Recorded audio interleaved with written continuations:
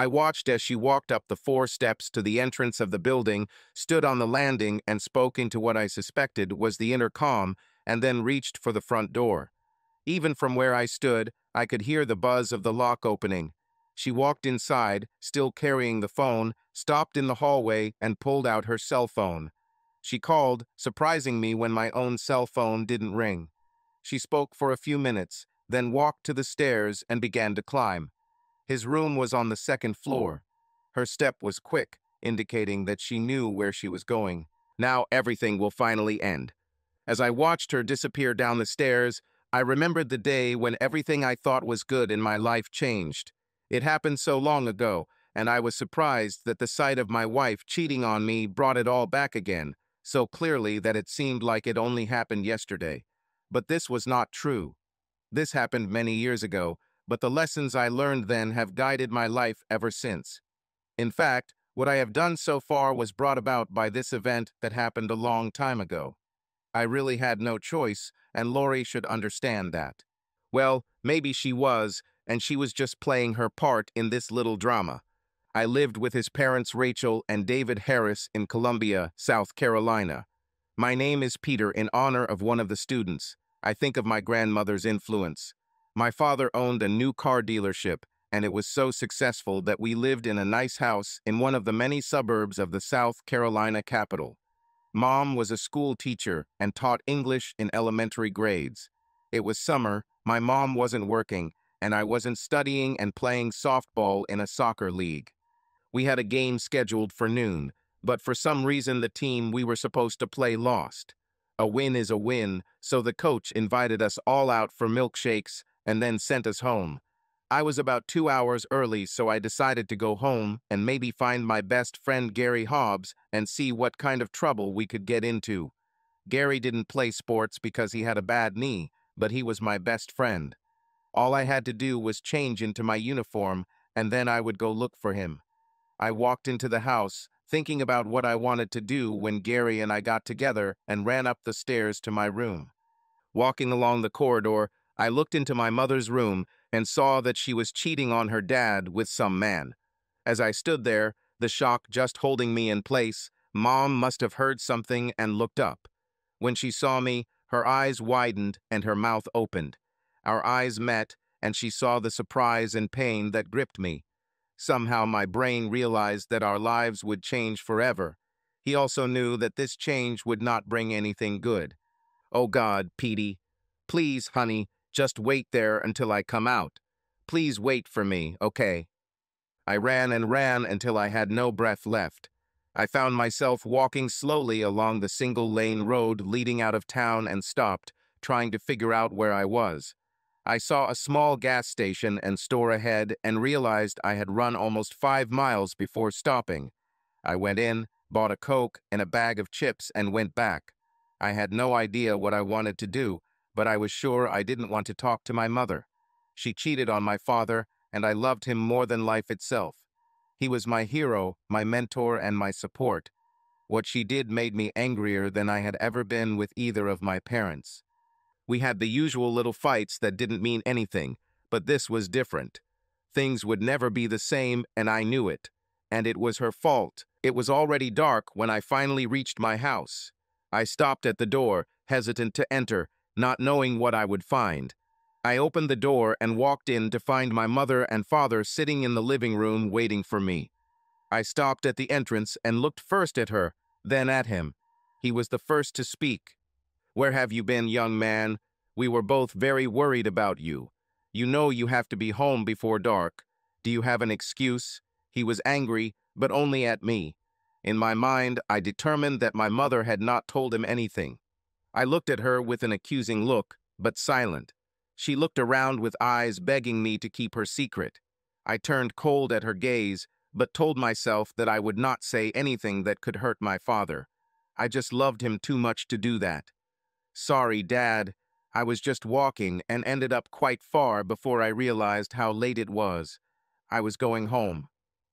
"Well, consider yourself suspended for the next 2 days, young man. Maybe this will help you remember not to disturb us. Is it clear?" He looked at me, and the disappointment on his face hurt. I understand, and I'm really sorry." I left and went up the stairs to my room. I went in and locked the door behind me, something I almost never did, only when I wanted to be alone and do something awkward. I sat on the edge of the bed and did something I hadn't done in a long time. I cried. I cried because I didn't know how to deal with this secret I had. I cried because I knew someone was going to get hurt and I couldn't stop it. Perhaps an hour or more had passed when I heard a knock on the door. I didn't answer and heard my mother's voice. "Petey, Petey, please open the door and let me in. I have dinner for you. You missed dinner." For a moment there was nothing more, and then, "Please, Peter, please let me talk to you." I had no choice. She was my mother and said, "Please." What could I do? I turned the lock and then quickly returned and sat on the bed. She opened the door and stood there with a tray in her hands and a smile on her face. The tray was pleasant, but the smile seemed forced and insincere. She looked nervous when she came in, placed the tray on my table, and then came to sit next to me on the bed. As soon as she did this, I stood up and sat down at my desk. She gasped when I did this, and I noticed tears welling up in her eyes. She wiped them away and seemed to have made some kind of decision. She looked at me and her face became closed, emotionless. "I must ask you not to say anything to your father. He shouldn't know this. The pain of my actions would be too great for him. It was a mistake, Petia, and a mistake I made without thinking. This will never happen again. I'll give you my word." I lowered my voice so my father couldn't hear us and said, "I don't believe you. You cheated on your father, and you did it right here in our house. Why shouldn't I tell him? Why could you do this and not be punished? I'm just a little late, and I'm being punished. Who will punish you?" She covered her face with her hands and began to cry. I looked at her shoulders, which were shaking with sobs. I sat without feeling pity. Now, looking back, I wonder if it seemed to me even then that she was playing on my feelings. The art of betrayal requires excellent acting skills, and it seems that my mother learned it well. "I'm very sorry, Petia. I'm truly sorry, and I promise I will never betray your father again. I suffer from my guilt. This is my punishment. I love your father, and what I did would hurt him if he found out. It's tearing me apart inside, so please don't say anything. Fine." I made a decision at that moment that I would not tell my father anything. She was right. It would only hurt him, and he didn't deserve it. So I looked up to meet her gaze and said, "I promise. I will never tell him anything." She stood up, walked over to me, and kissed the top of my head. "Thank you, Peter, and I promise you never again." She expected me to say something, but I remained silent. She seemed unsure of what else to say, and when I didn't respond, she made a few comments about how I should eat and walked out, closing the door behind her. One thing I didn't tell her then that she would later understand. I promised to remain silent, but I never promised to forgive her, and I never forgave. Life went on. I didn't know what my mother did when I wasn't around, but from that day on I thought of her as a cook, a cleaner, a companion for my father, but never again as a mother. She realized this, and over time it broke her. She became silent, began to go to bed earlier and earlier, and sometimes only got up around noon. She quit her job as a teacher and stayed home. The only time she was active and cheerful was when her father was home. I watched her treat my father like a king, always asking how she could help him, trying to please him, trying to make the house perfect for us. When we were alone, there was no communication between us except for the most necessary. She tried very hard for me to open up to her, talk to her, treat her like a mother, but I refused. I never said why, but she knew. She knew. I didn't know then whether my attitude was what finally broke her, but one day when I returned home, I saw my father sitting in the living room alone. I went in, sat next to him, and asked what happened. He cried. I knew this from his face. This bothered me because my father never cried. He was strong. He didn't say anything for a while, but finally he noticed that I was sitting next to him. Then he collected his thoughts and said to me, "Your mother left me. She packed a few bags and most of her belongings and left. She didn't say anything, and I had no idea we had any problems. She left a letter saying she loved you and was very sorry. Do you know what she was talking about? I wasn't going to give her the opportunity to make me her accomplice. I thought for a long time and then answered, I have no idea, Dad. She didn't tell me anything about leaving or that she was upset about anything. I don't know why she would do this to you. I don't have any ideas. Are you sure? Is there anything you would like to tell me? Nothing, Dad. Honestly, I didn't know she was going to leave us. My father looked at me with an expression on his face that I could never understand. He looked sad, but there was a deep sense of resentment burning beneath the surface. I thought it was an insult to my mother, and I felt that I understood him. How wrong I was. We never spoke about Mother again. My father tried to block her from his thoughts, at least in my presence, but I saw how it affected him. He began to fade away, as if he had no purpose left in life. Her cheating was one thing, but the way she left showed me that she is a coward and a heartless woman. Nothing new about her for me. I thought it would be better for my father. I believed in it. It's a pity that my father couldn't understand this himself. When I was in college and my father became very ill, I learned what my mother said in her letter. I was cleaning his room while he was in the hospital and I found this letter. It had been worn, folded, and unfolded so many times that it was almost falling apart. There were whitish spots on it, indicating watermarks, probably from tears, I assumed. I took it, carefully unfolded it, and placed it on the table to read. My dear husband, David, I can't live like this anymore. I have something to tell you, and it's breaking my heart. I cheated on you with Walter Hodges. It was only once, but even one time was too many, and I must pay for my sin. This happened only once, and that was here, in our house, in our bed. And what is most unbearable for me, our son saw me. He returned home and saw his mother betraying her father. It was that night when he came home so late, and you were so angry with him, and I was so ashamed that I allowed you to be angry with him and punish him. I know he left home because he saw me. He ran away, my dear David, because I compounded my sin by asking our son to lie for me not to tell you anything. And he promised because I told him that if you found out it would hurt you. I didn't think about the pain he himself felt, forced to lie to his father. I have to pay for this too. Our son still hates me, and his hatred has made my life a living hell. Every day he looks at me with eyes full of accusation and contempt. He never talks to me as a mother, and when you're not around he doesn't talk at all. His hatred is justified, but it is more than I can bear. For this you must forgive him, just as I forgave him, because it was my actions that forced him to act this way. But his hatred is nothing compared to the hatred I feel for myself. I betrayed you both, David, and it's more than I can bear. Understand that you did nothing to make me cheat on you. It was my own weakness and base desires. You have always been my love, and I didn't need anything more. My sin is curiosity. I just wanted to know what else there was in the world. Walter tried to seduce me for many years, constantly showering me with compliments. When he came to our house that day and began to make his proposals and flatter me, I turned out to be weak and succumbed to his persuasion.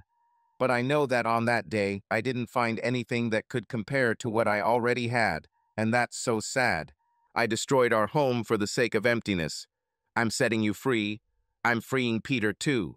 Please give him my love and don't try to look for me. With love forever. Your wife, Rachel.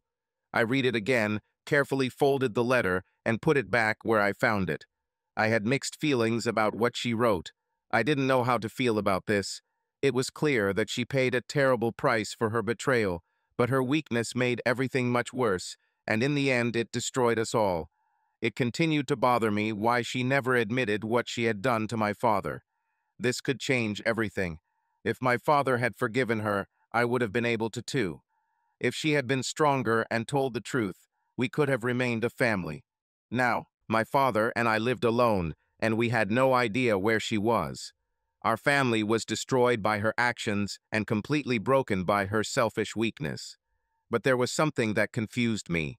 I didn't understand why she asked my father to forgive me. What have I done? It was her fault. My father died that summer, and I buried him in the cemetery where we had 3 plots. Mother's sight was, of course, unused, and I doubted I would ever use the third one. The ceremony was short, and only a few of my father's friends attended. After his mother left, he became isolated, and many of the friends he once had gradually disappeared. As the last of those who attended the funeral left, I stood over the grave that would soon swallow his mortal remains. I said goodbye to myself and walked back a little, raising my eyes to the horizon. I saw a lonely woman standing in the distance, the sun behind her, hiding her face. I watched her for several seconds before realizing the shocking truth. It was my mother. She came to his funeral. I didn't know what to do. Should I approach her and ask if she wants to say goodbye to him? I started to walk, but stopped. What could I tell her? How would she respond? I started moving towards her again, but saw her quickly turn around and walk towards the waiting taxi. Before I could say anything, she was already in the back seat, and the taxi was driving away. The car's tinted windows hid her as she passed me, leaving the cemetery. I didn't expect to ever see her again, and I wasn't sure how I felt about it. But after my dad died, I left everything behind, sold the car dealership, sold our old house, and moved all my stuff into a small duplex I bought. I was still in college and had a year left until I graduated. I returned to campus and completed my senior year. I graduated with a business degree and felt a little lonely as I wandered among my classmates at the ceremony. I was introduced to the families of several of my friends, and I tried to be charming and interesting, but the feeling of loneliness was unbearable. Dad died, I had no brothers or sisters, and I was alone. I stayed as long as was decent and then went to my room to finish getting ready. I didn't pay attention until I heard a voice say, "Congratulations." I turned around and searched through the crowd until I spotted her.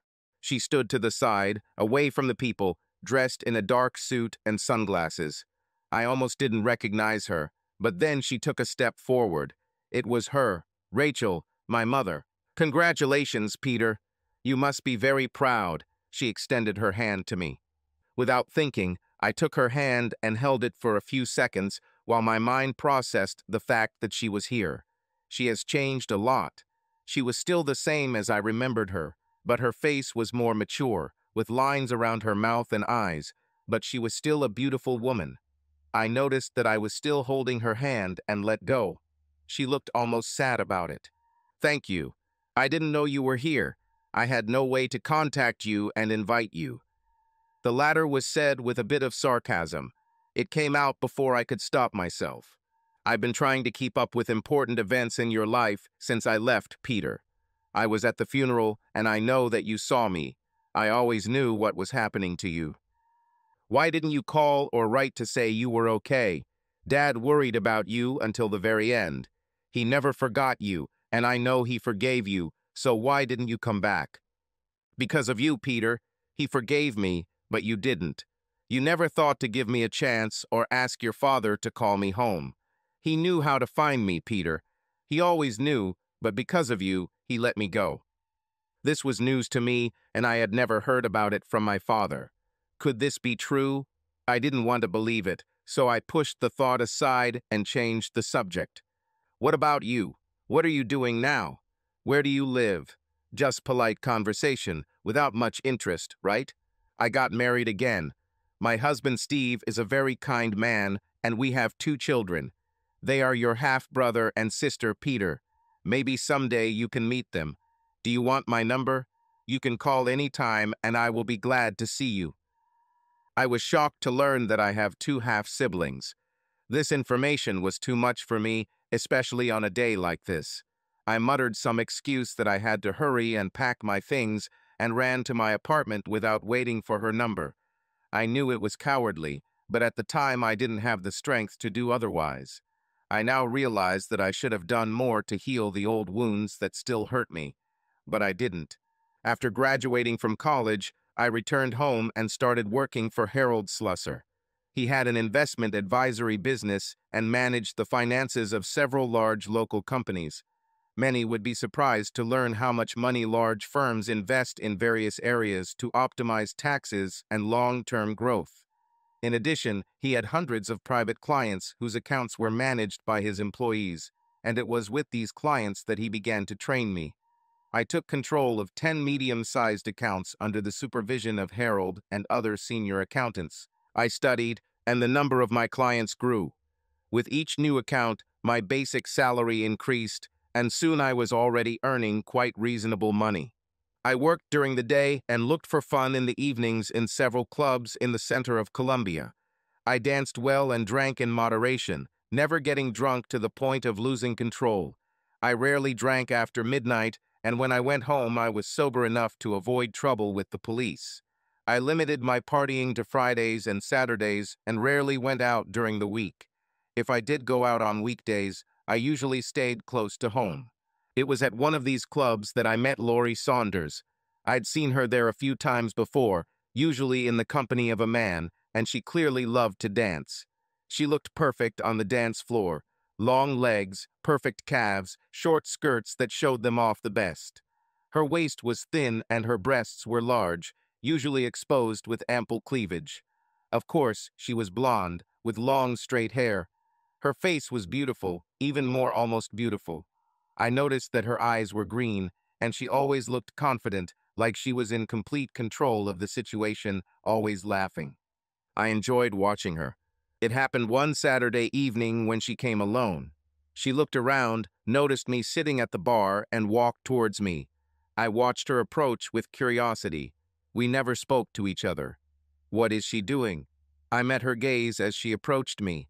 She sat down on a stool nearby and spoke. Will you buy me a drink? She met my gaze with a smile and some mysterious expression on her face. Certainly. My name is Peter. What will you drink? Just a beer, please, and my name is Laurie. I've seen you here many times. I think it's time to meet. That's how it all started. That evening, we danced until closing. I offered to give her a ride, and she agreed. We went to her, talked until the morning, and I went home happy. We were just talking, and I didn't want anything else. She was interesting, and I enjoyed watching her lips move as she talked about herself. I found out that she was my age and worked in a gallery that sold paintings and artwork on a commission basis. She had a fine arts degree and fell into this job by accident, but she loved it. I told her about myself, about my work and life in general, and she listened with such interest that I felt that it was really important for her to know. She definitely knew how to attract attention. We talked about different things and didn't notice how time flew by. It was almost 4 in the morning when I looked at my watch. Realizing how long I had been there, I began to apologize, but she just smiled and said she had a great time. She walked me to the door. I kissed her softly and asked if I could see her again. We agreed to have dinner next week. On the way home, I couldn't get Laurie out of my head. I told myself it was stupid because I barely knew her, but my heart was already lost. The next few days dragged on painfully long, and I regretted not taking her phone number. Finally, I found her in the phone book and called her on Tuesday. We chatted again as if we were continuing our conversation from Saturday. I didn't want to hang up, and she does too. I couldn't wait for tomorrow night and dinner. Laurie and I started dating, and it soon became more than just dating. 6 months after we met, I proposed to her, and she agreed. We decided to get married as soon as possible, since she had almost no family, and I even less so. We flew to Las Vegas and got married in a small ceremony, not knowing any of the guests or even the officiant. We spent a week there on our honeymoon.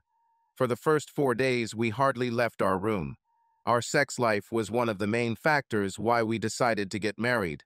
When we started our married life, we talked at length about what we expected from each other. Neither of us wanted children, at least not anytime soon. Maybe someday later. One rainy day, I told Laurie about my mother and what she had done. I made it clear to her that infidelity was unacceptable to me. If she ever wanted to have an affair, I said she should tell me first, and I would release her from all obligations of marriage. Then she would be free, and I would let her go. I explained to her that the pain of losing her would be much less than the pain of betraying her. Laurie listened carefully, said that she understood me completely, and assured me that she felt the same way. We again promised each other that we would remain faithful if, God forbid, we one day decided to end our relationship. Then we will do it before the betrayal happens. Our marriage was strong, and Lori and I did a lot of things together. We traveled the world, parachuted, went diving, deep-sea fishing, and learned to ski and snowboard. We went camping, spending many nights under the stars in sleeping bags and a tent.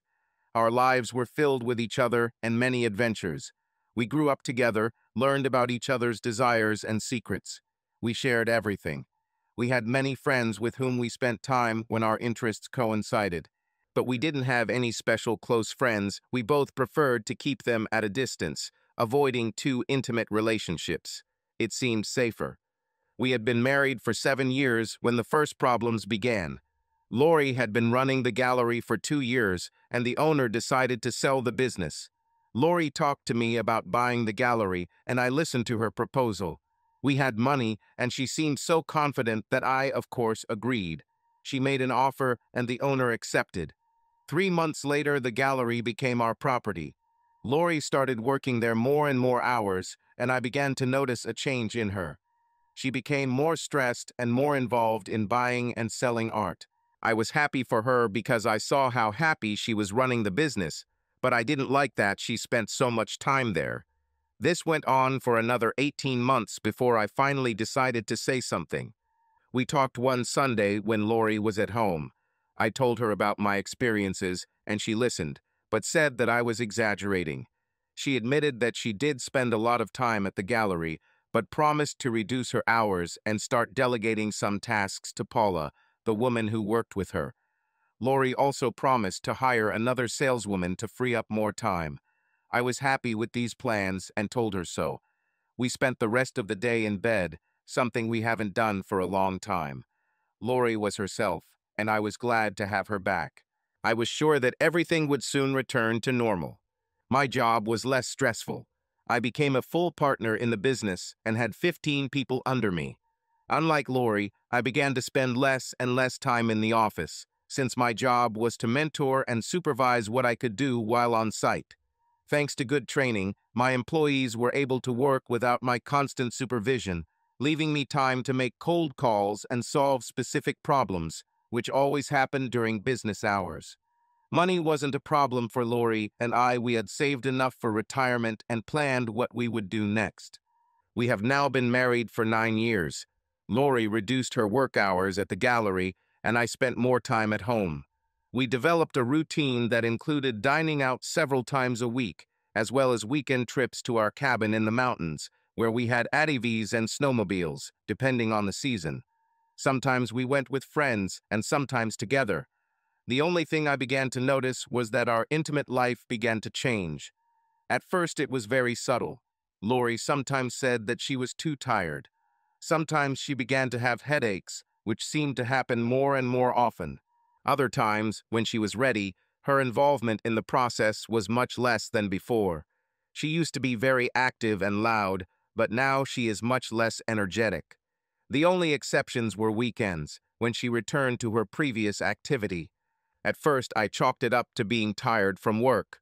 I decided to talk about it one night when Lori said again that she was too tired. "Lori, honey, what's going on? You have changed over the past few months. You're often tired, have too many headaches, and seem distracted during the week. And you're spending too much time in the gallery again. You're exaggerating everything again, Peter. Yes, I am tired, but only because we are trying to attract more artists to exhibit. And I get headaches from stress and tension. I'm fine, really. Don't worry so much. I'll have to worry when you seem so distant and distant. This scares me, Lori. I'm scared that you're moving away. I don't know what else to do except worry. Peter, please don't worry. I'm fine. I promise you. And I'm not going anywhere. I love you, Peter, and only you. I've never had anyone else." To prove her words, she changed her mind and we made love. It was like old times, and I began to calm down, accepting her assurances. It was a mistake. I later realized that her actions were driven more by guilt than by an attempt to return to our previous relationship. I began to remember my mother's actions. She too tried to make amends by treating her father like a king, doing everything she could to please him and always be by his side. Lori began to behave in much the same way. Since our lives had become fairly predictable, Lori and I continued to do our usual activities with only one difference.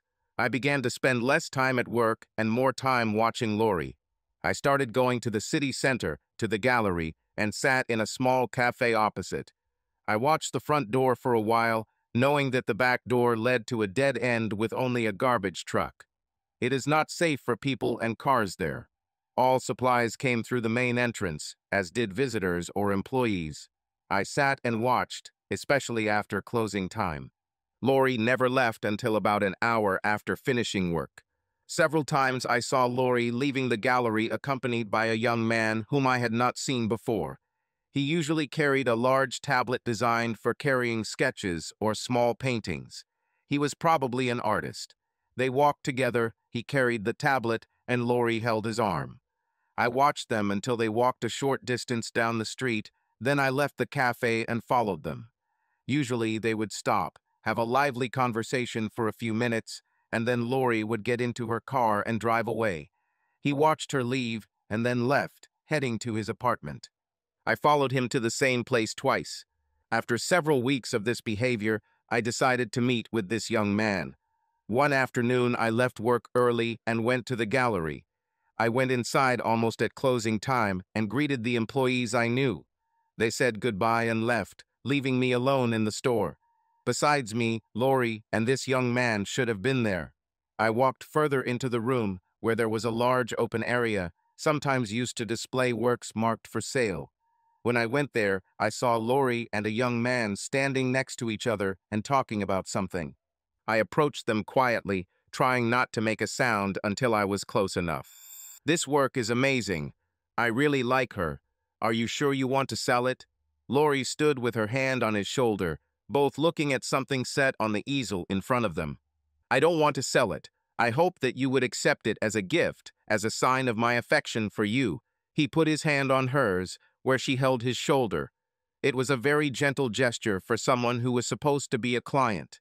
Raphael's arm, if that was his name, moved to wrap around Lori's shoulder.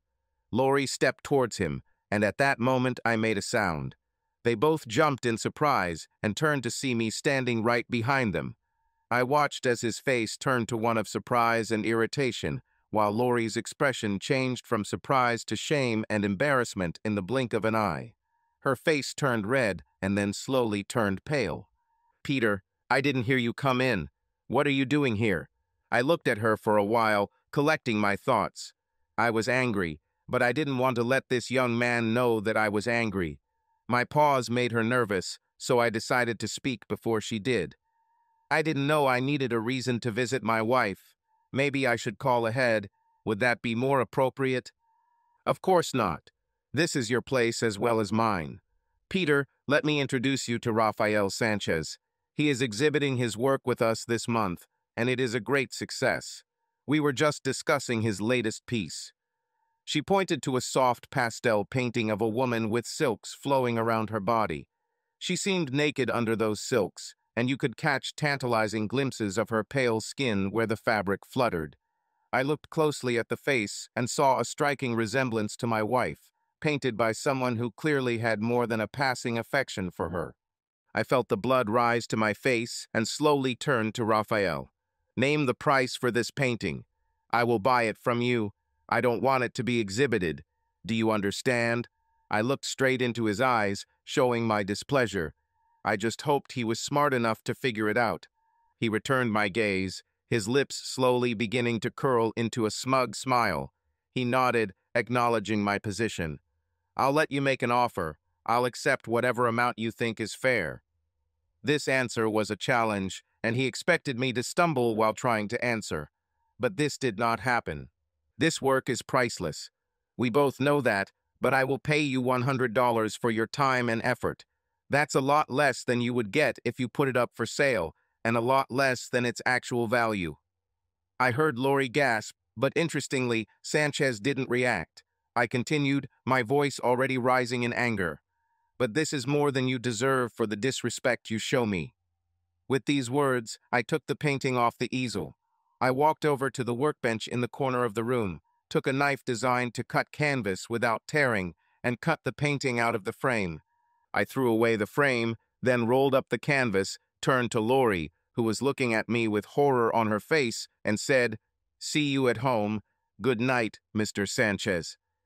With that, I left the room and the building to find my car. On the way home, I was confused. What did I see this evening? I knew what I saw in his picture, his infatuation with Lori, if you could call it that. But what did I see in her reaction to my appearance? This was more confusing.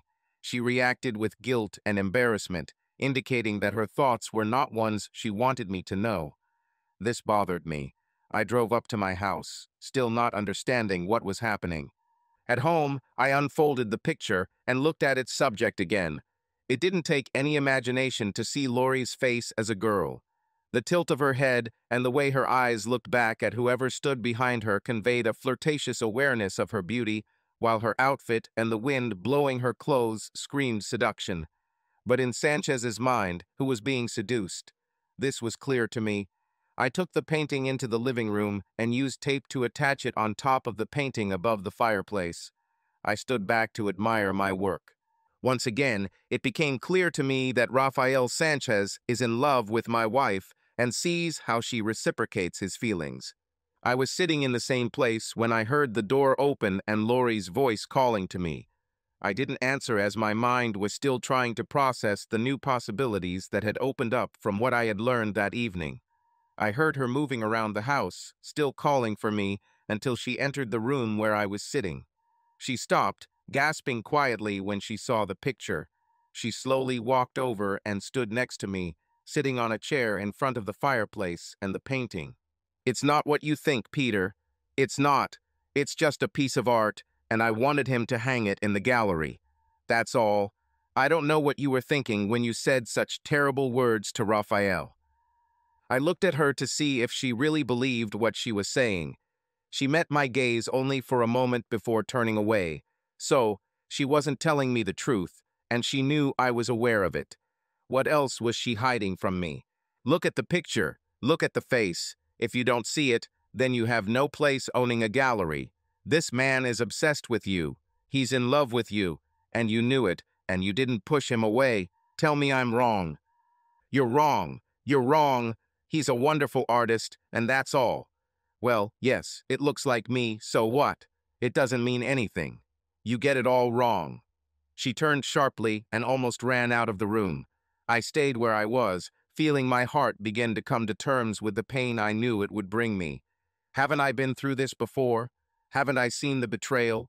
Didn't my mother ask me to lie for her, just as Lori asked me to accept her lies? What was the difference?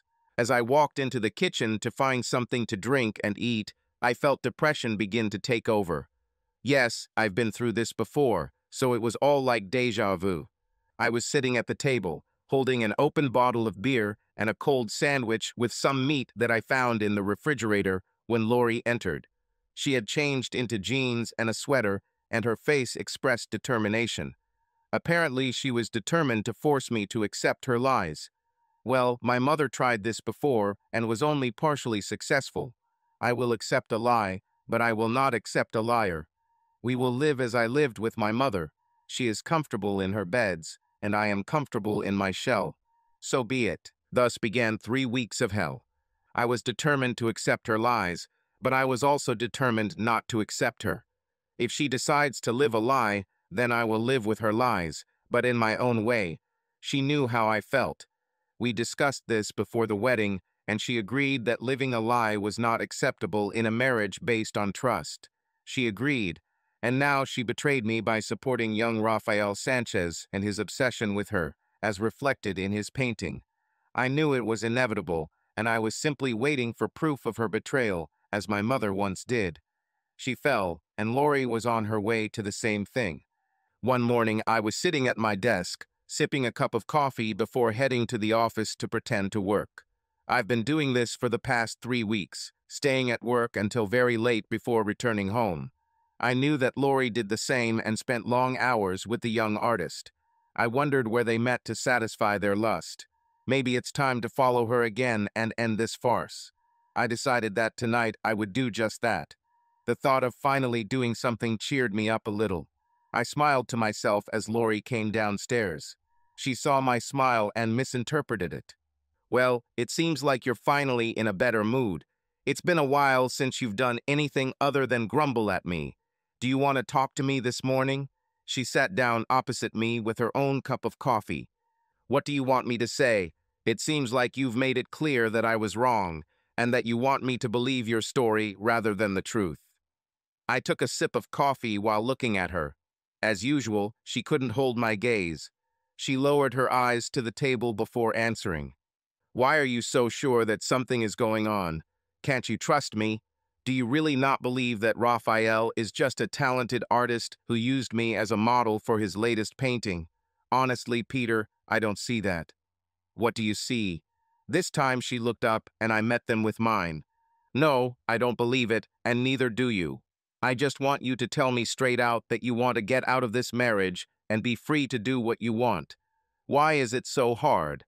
I was starting to get angry at her insistence that I was wrong. Damn it, Peter. I don't want to leave this marriage.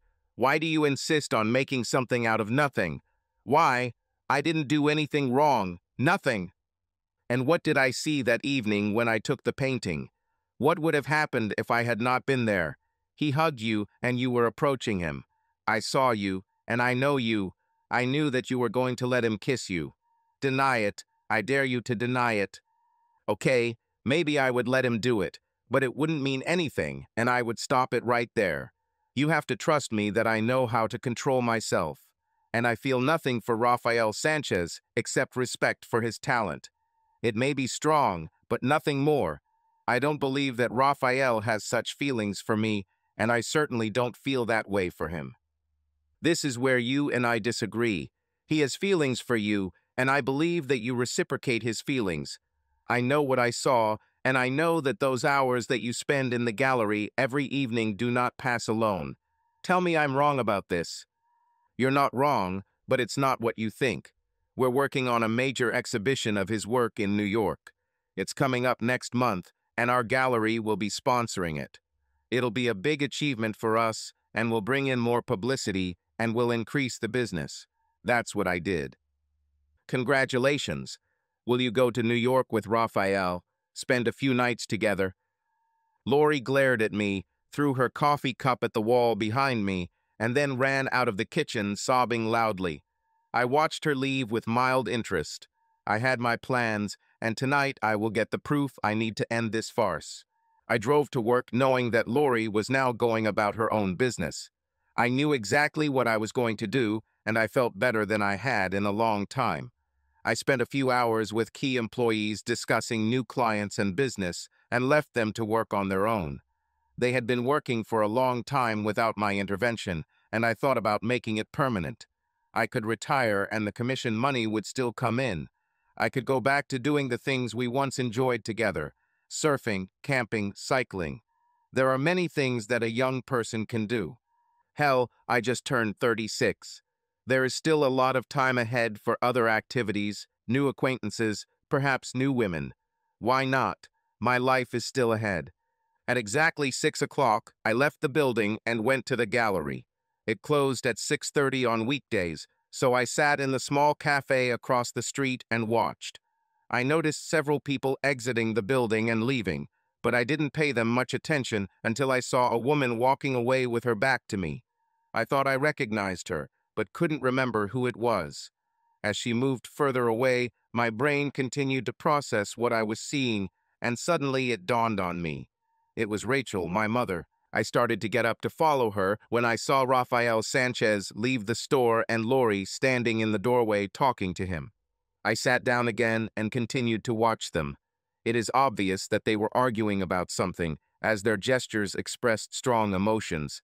I couldn't understand what they were talking about until Raphael made a dramatic gesture with his hand and froze in that position, holding my wife's gaze. Finally, she lowered her head and looked at her hands. Raphael quickly left, and Lori looked after him. She shook her head as if in annoyance and then went back inside. I ordered coffee to go and decided to wait until Lori closed the gallery. I was going to follow her to the car and then wherever she was going. Only 5 minutes had passed when Lori emerged from the gallery, carrying a rolled-up pipe. She locked the door and walked down the street. She surprised me when she walked past the parking lot where her car was parked. She walked further down the street, heading towards his apartment. Although I was expecting something, some sign of her betrayal, it was more than I thought. I thought she would be more secretive. It is obvious that her disdain for me was so complete that she did not consider it necessary to act more subtly. At least now I could follow her out of sight, since I already knew where she was going. I followed her 3 blocks to the building where he lived and watched her walk up the steps to the entrance of his house. Enough memories, I quickly returned my attention to what was happening in front of me. She disappeared upstairs on the 2nd floor of his apartment. I had proof. She actually started an affair with him, just as I expected, and she made a decision, breaking her promise, to inform me in advance so that I could let her go. Just like my mother. Everything happened as I expected. I knew when I asked her to promise to tell me before she betrayed me that she would do exactly the same as my mother once did. I knew it. My mother betrayed my father and asked me to lie for her sake. Lori betrayed me and asked me to accept her lies. What's the difference? I returned to my car and drove home. I was in no hurry, knowing that Lori would return very late today. I had time to think through decisions, make plans. I entered the house, feeling silence, emptiness. This feeling was new, but I knew it would haunt me from that moment on. I didn't feel hungry, so I just grabbed a beer from the refrigerator and went into the living room. I sat down in my chair, turned on the TV, and immersed myself in mindless programs, allowing my exhausted brain to sink into oblivion. She wouldn't be back for another 2 or 3 hours, so I didn't expect her until midnight. It was strange that she didn't even leave me a message saying she'd be late. Is she so indifferent that she thinks I don't care? Of course, she's just like my mother. Hide your sin at all costs to protect yourself. Lori probably thought that if I didn't have proof, I would continue to believe her lies. I remembered the anger I felt when my mother asked me to lie to my father. It was a slow-burning anger that gradually burned my heart and soul. I treated her like a fallen woman, showing her no kindness or respect. When my father was around, I pretended that everything was fine, but when we were alone, I ignored her and refused to talk to her unless she asked me a direct question. At first, she was angry, but gradually she began to stop talking to me, and then she finally accepted the fact that I was not there for her. Neither of us let our father know that anything was wrong, but I knew and she knew. She never told him the truth, and eventually she left. I think she was such a coward that she couldn't bear it. Well, father was better off without her, wasn't he? Isn't it? This question swirled around in my head until it began to fill me with warmth, rising up my neck to my face, until finally I burst into panic. Am I wrong? Was my father really happy without her? Was I lying to myself to justify my anger and feelings of betrayal? Oh God, what if I was wrong? I told myself that my father was better off without her for years, but I never questioned it. God, I refused to face the answer to that question this whole time. The answer was right in front of me all along. The answer was no. He was unhappy, and it was my fault, not hers.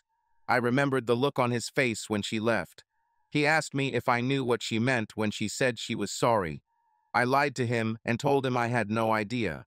I remember this expression on his face. Was it anger? At me? Now I finally realized that this is exactly how he felt, but he forgave me as she asked him to. I pushed her away and I lied to him about it. What did she say? You have to forgive him. I have. How could she? How could he? God, I was miserable. I was going to ruin my life the same way I ruined the lives of my father and mother. I did exactly the same thing with my wife Lori, driven by my obsession with cheating on my mother.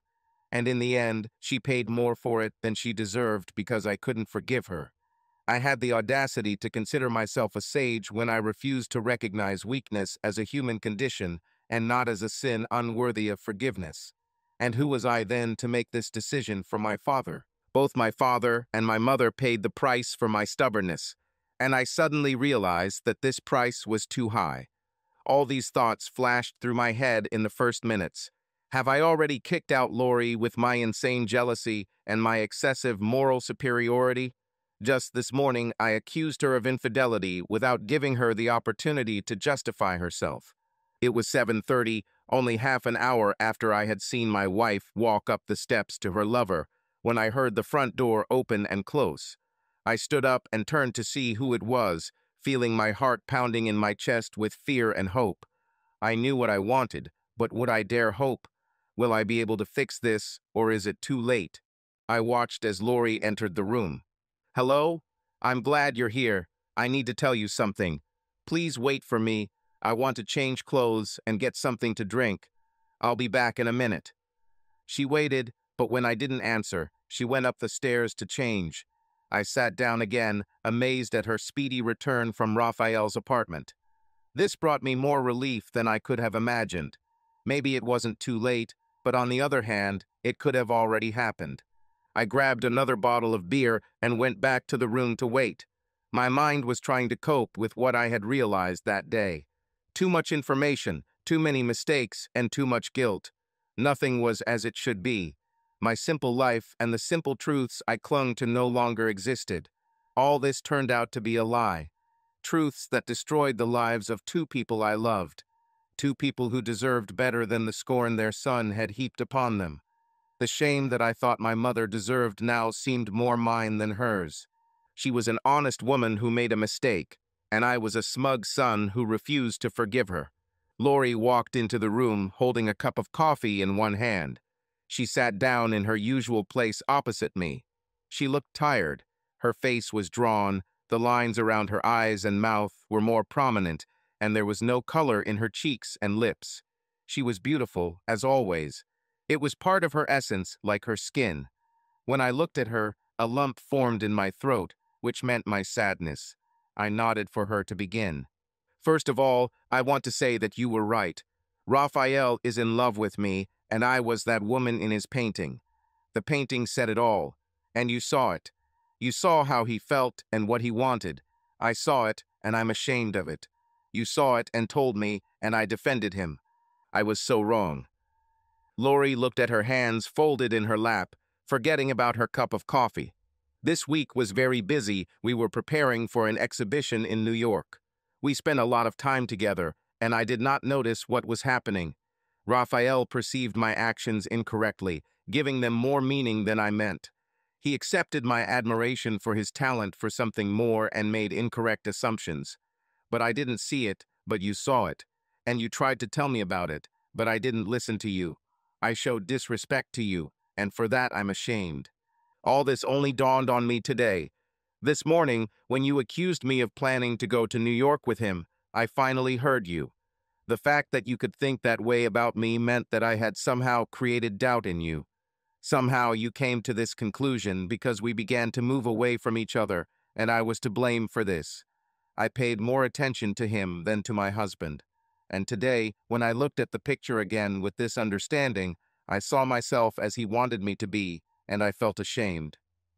I listened to her words and began to feel a weight lifting off my shoulders. All was not lost yet.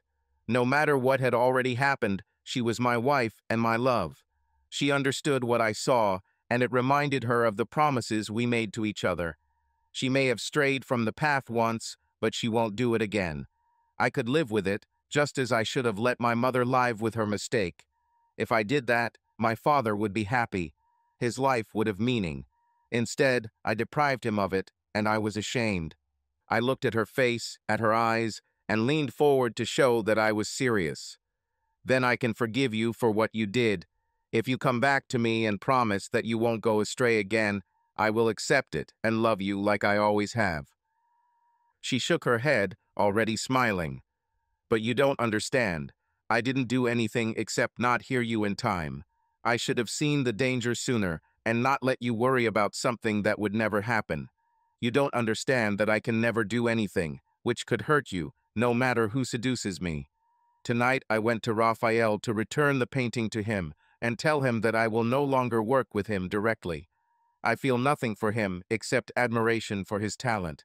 But his feelings for me are different. I can't let him think that something can change. You are my love and my only love. My heart overflowed with joy. She turned out to be faithful to me, and it was I who was blind. We stood up together and hugged. I love you, my wife. I love you with all my heart. We spent the evening talking and reaffirming our love for each other. This time we came too close to the edge. We lost the ability to talk to each other and lost the thread that connected us. This was a danger we needed to avoid. To prevent this from happening again, I suggested one thing to her. Lori, I would like to find my mother and try to make peace with her. I have learned too much about myself and what I did to her and to my father. I need to tell her and ask for forgiveness.